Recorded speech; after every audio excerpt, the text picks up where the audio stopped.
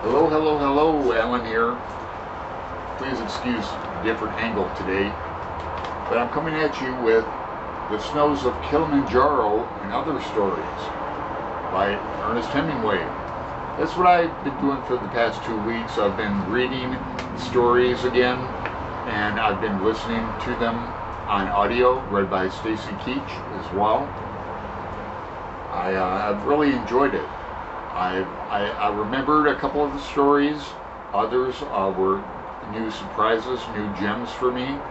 And Hemingway is a master, but there's a reason why they drop genius in front of his name so often, I believe. Let me start out with this.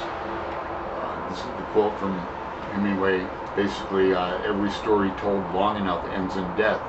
Now, this book is bookended by 2 stories that aphorism rings true for: The Snows of Killiminjaro and The Short Happy Life of Francis Maycomber.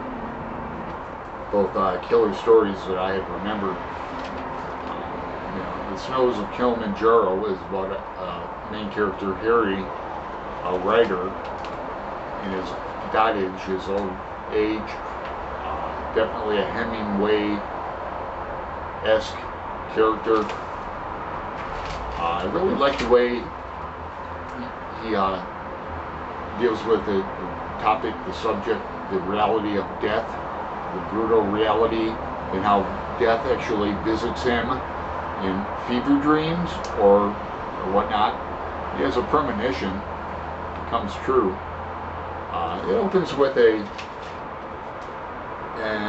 epigraph about a dead leopard. Killiminjaro is a snow-covered mountain 19,710 feet high, and it is said to be the highest mountain in Africa. Close to the western summit, there is a dried and frozen carcass of a leopard. No one has explained what the leopard was seeking at that altitude. So that's how it opens. And then we get into, gradually we understand that Harry has gangrene of his leg that could have been avoided by a thorn, a cut, and it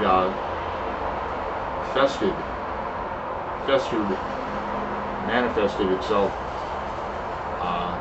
into, now they're stuck waiting for a plane.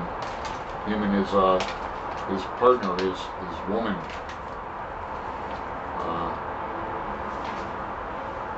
Read from here. She shot well, this rich bitch, this kindly caretaker and destroyer of his talent. Nonsense. He had destroyed his talent himself. Why should he blame this woman because she kept him well? Had he destroyed his talent? By not using it. By betrayals of himself and what he believed in. By drinking so much that he blunted the edge of his perceptions. By laziness. By sloth. And by snobbery.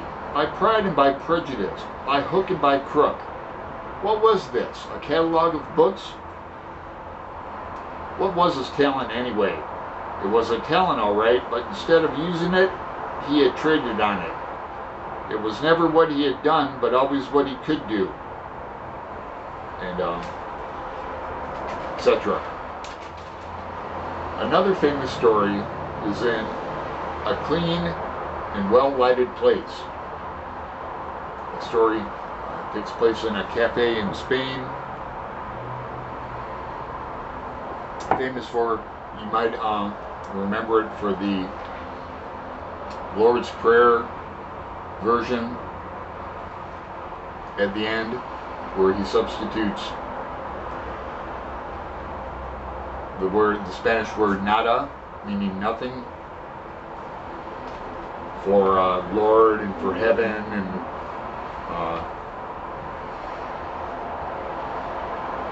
what did he fear? It was not fear or dread. It was nothing that he knew too well.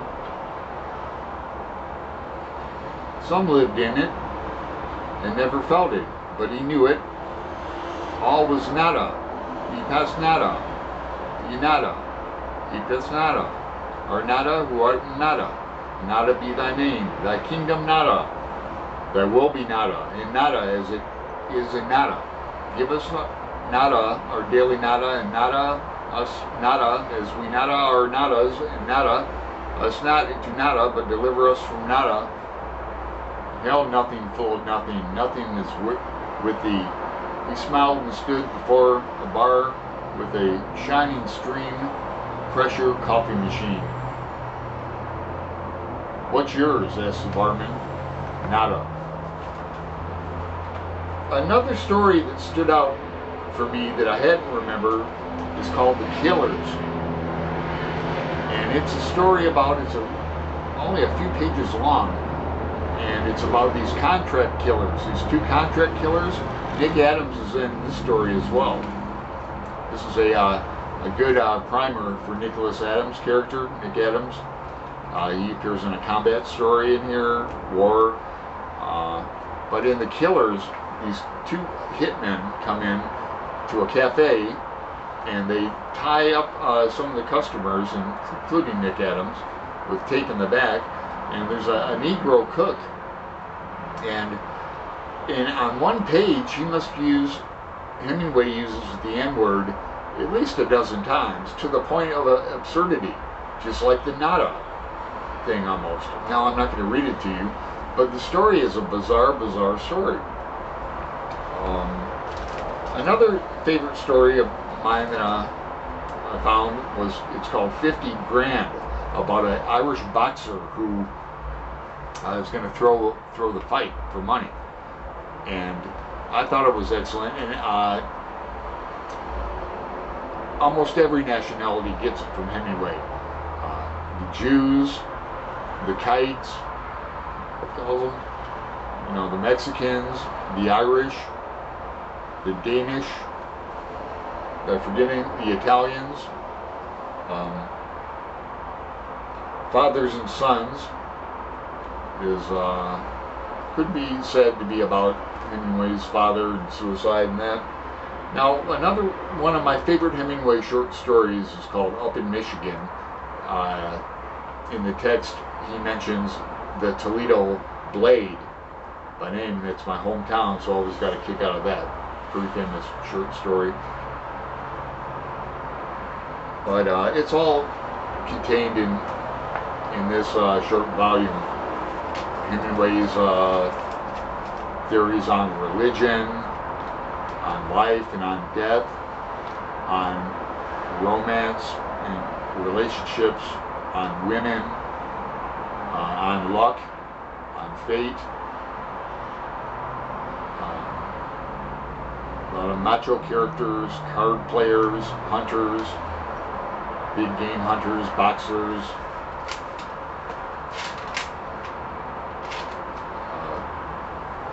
In a clean, well-lighted place, again, there's a scene where they bring up how religion is the opiate of the people.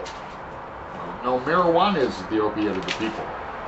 No, music is the opiate of the people. No, bread is the opiate of the people. Is that all of them? Opiate is the opiate of the people. So I recommend this book if anyone liked reading Hemingway when you were a kid or anything like that. It's nice to brush back up on it. I'd be down for reading